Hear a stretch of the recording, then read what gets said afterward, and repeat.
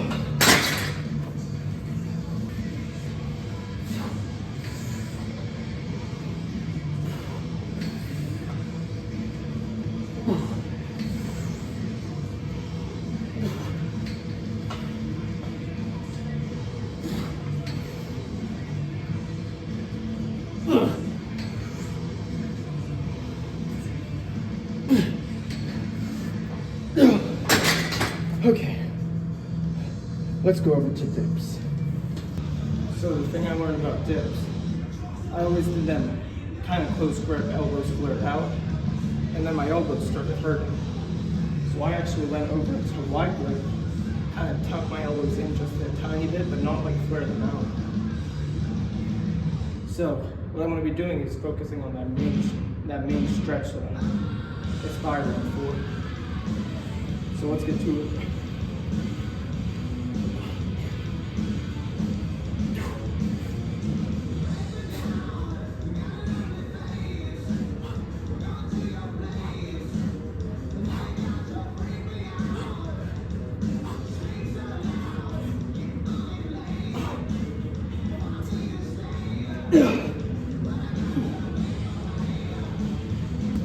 So if you notice, I'm taking all my sets to failure. And if it's not my true failure, at least I'm 1 or 2 reps shy of failure. That's all you need to grow. Now, in terms of high volume, not a big fan. Anywhere past 2 sets of movement, I just call that total crap. Now, if I were to go do bench, like incline bench for, let's say like 6 sets, I could call that a workout on its own. Like, I don't need to do anything else for chest. Because on incline, it's hitting all 3 parts of your chest, believe it or not. So it's still going to grow. Meanwhile, if you do flat stuff, it's only going to get the midsection. So I'm going to keep taking all my sets to failure here. 2 sets machine fly, 2 sets dips. And I'm thinking an incline, actually, maybe incline Smith. We'll see where I'm feeling.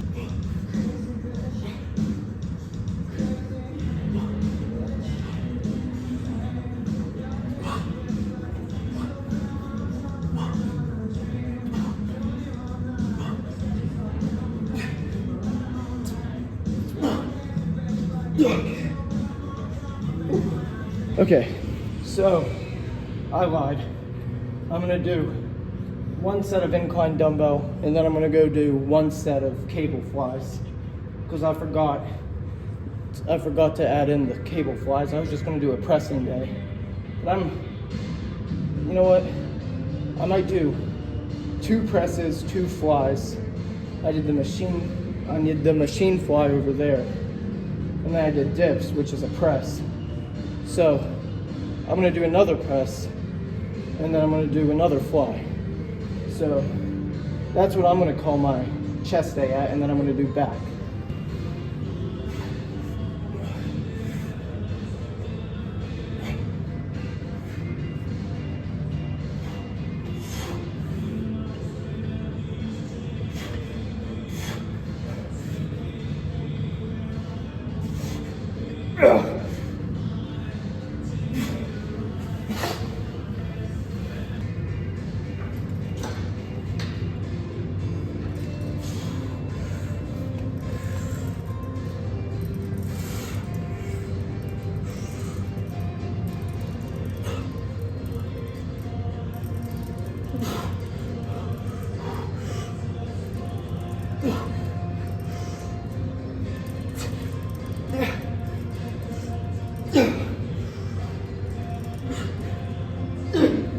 Okay,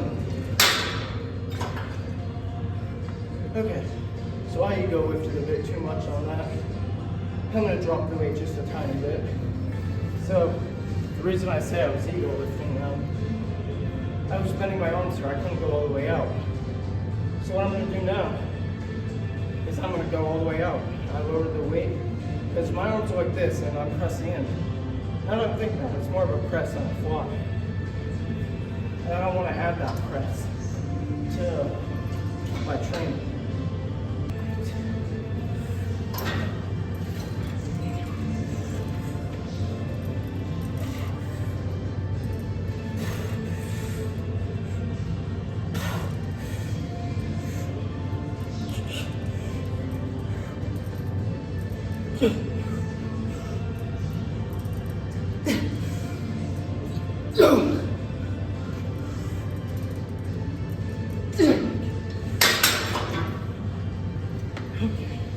Before I start back, I'm gonna check my chest pump.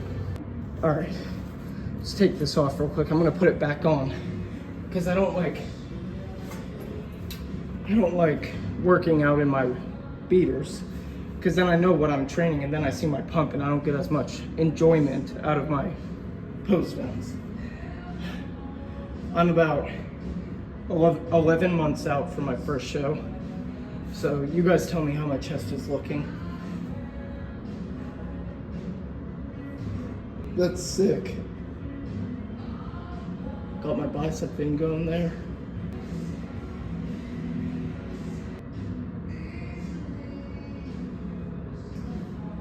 Ooh, you guys see all those striations? Hold on. All the striations right here. Alright, putting my jacket back on because I don't want to see my back before I train it. I'm gonna do mag grip lat pull downs. Medium length, not a very long one. So let's get to that one.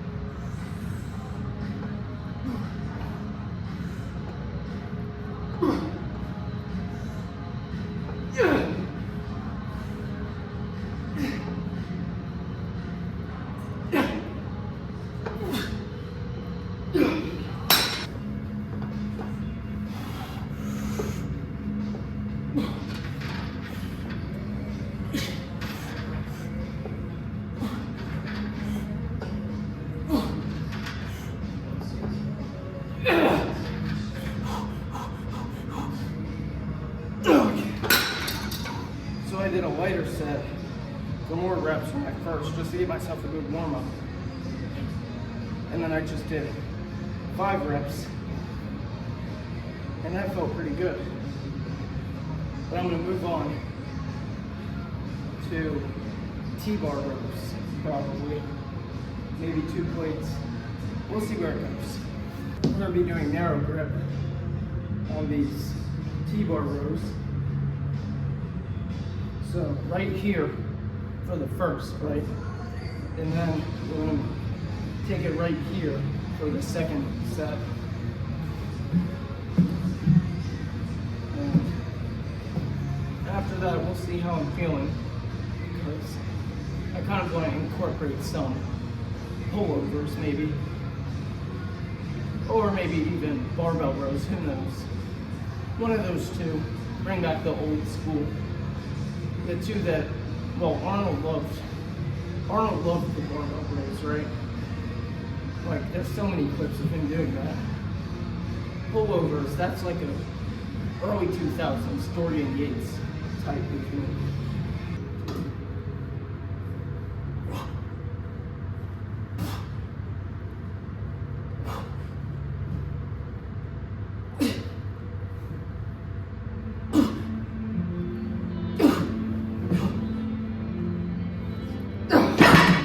That felt pretty good. let's just see how this grip is going to feel.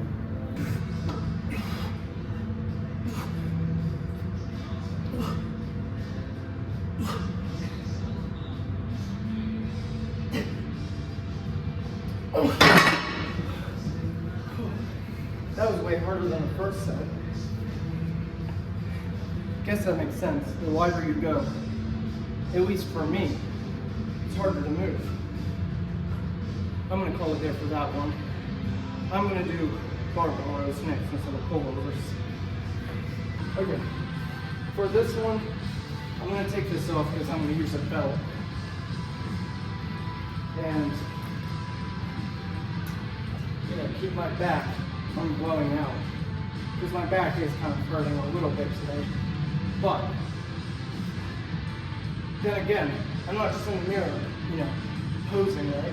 Like I'm not just doing a lap spread or anything, just pumping it out. There's a camera on, or not a camera, there's a mirror on the whole other side of the room. It's not like I'm going to see the reflection from here and over there. So I'm going to go grab lifting straps, a belt, and then I'm going to hit this set.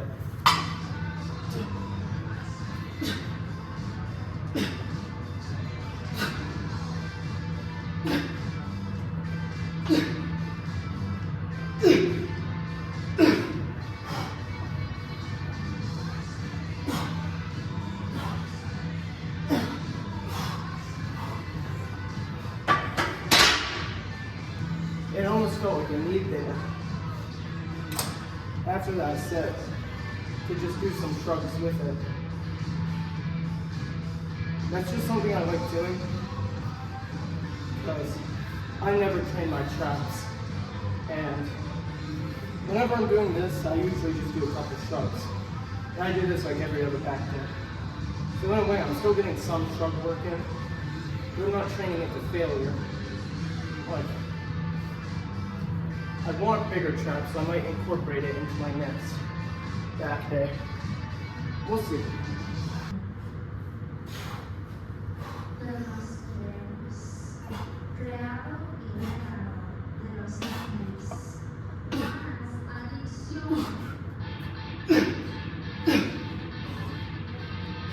There's that failure. Oh. Oh.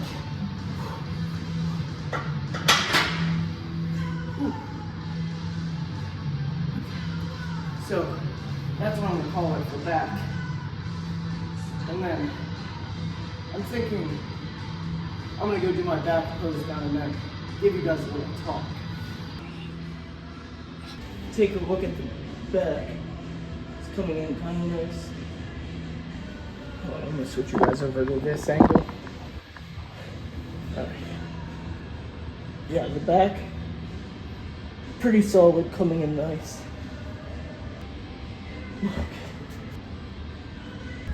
Let's hit the David Blade pose here real quick.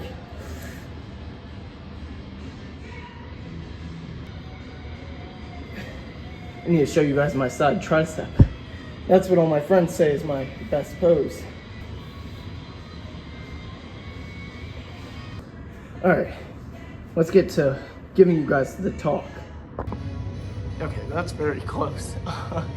So, basically what the talk is, for a while, I was caught up on Mike Mentzer's whole philosophy of one set to failure.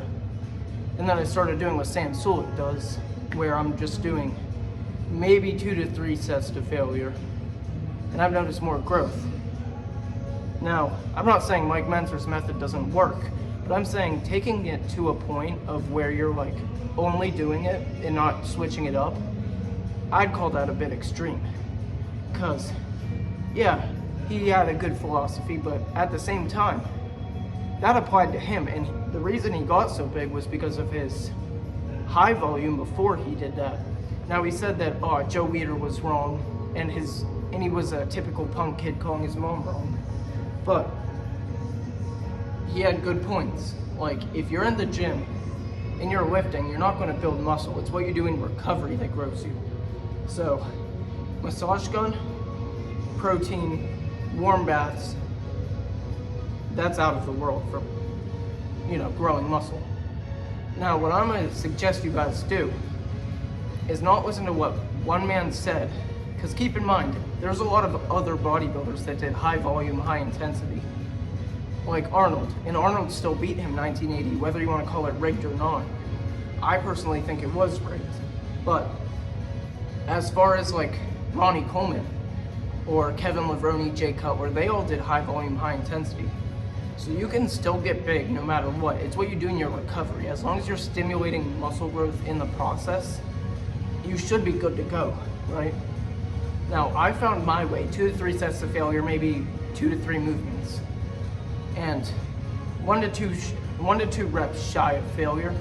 So just don't base everything on what your favorite influencer says and just follow along with that. Find your own way. That's all I really have to say. Now, as far as not going to the gym at all, come on, man. Get in the gym. You just create a tone of respect when you're in the gym, People will respect you more if you could fit in a suit nice than if you don't fit in a suit. It's not about what clothes you wear, it's about how you wear the clothes, if that makes sense. Now, I'm one to looks max, okay? You can probably tell by this beautiful jawline. Now, no girl is just gonna come up to you in the gym and say, hey, you're fat, you're ugly. They're not just gonna say that. They're gonna actually, just ignore you. Now, that's not a bad thing. But if you're not training your face muscles to failure too, all right, I'm done with this.